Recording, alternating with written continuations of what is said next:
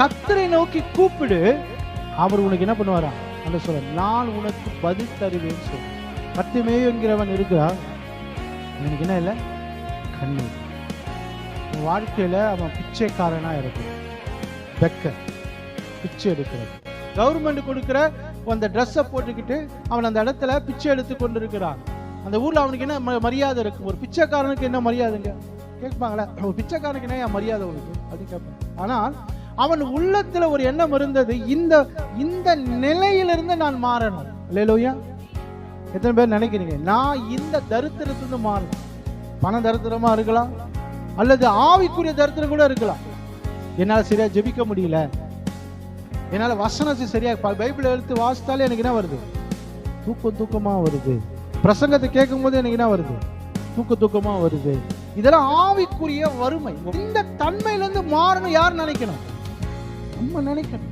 அவர் வாழ்க்கை மாறணும். நீங்க இருக்கிற நிலையிலிருந்து மாற வேண்டும் என்கிற விருப்பத்தை தேவன் இன்றைக்கு உங்க உள்ளத்துல வைக்க விரும்புகிறார். அல்லேலூயா. ஆவிக்குரிய பிச்சைக்காரத்தனம் இருக்கக்கூடாது, உலகப்புறமான பண கஷ்டம் எனக்கு இருக்கக்கூடாது. இந்த நிலைமையிலிருந்து நான் மாறணும் ஆண்டவரே. வேதத்தை வாசிக்கிற எனக்கு புரிய மாட்டேது ஆண்டவரே, இந்த நிலையிலிருந்து நான் மாறணும், எனக்கு வேதத்தின் ரகசியங்களை தெரிந்து கொள்ள வேண்டும். அந்த ஆர்வத்தை இன்னைக்கு கர்த்தர் உங்க உள்ளத்துல எதிர்பார்க்கிறாரு. எதெல்லாம் உங்களுக்கு மாற்ற வேண்டும் என்று நினைக்கிறீர்களோ அதை நீங்கள் இன்றைக்கு எதிர்பார்க்க. அல்லேலூயா. கர்த்தருடைய வார்த்தை சொல்லுங்க, அவன் பிச்சை எடுத்து கொண்டிருந்த போது அந்த இடத்துல கர்த்தராகிய இயேசு கடந்து போகிறார். போகிற சத்தம் சந்தடி கேட்கும் பொழுது அவனுக்கு இதுவரைக்கும் இருந்த அந்த வழி, அந்த சந்தை வெளியிலே இருந்த நிலைமை வேறு விதமாய் இருப்பதே உணர்ந்து கடவுளுடைய பிரசன்ஸை உள்வாங்க தெரிந்தது. அல்லேலூயா.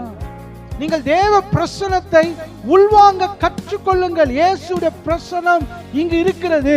இந்த பிரசங்கத்துல ஆவியானவர் இருக்கிறார். இந்த பரிசுத்த ஆவியின் சென்ஸ் உங்களுக்குள்ள இருக்கணும், அந்த உணர்வு உங்களுக்குள்ள இருக்கணும்.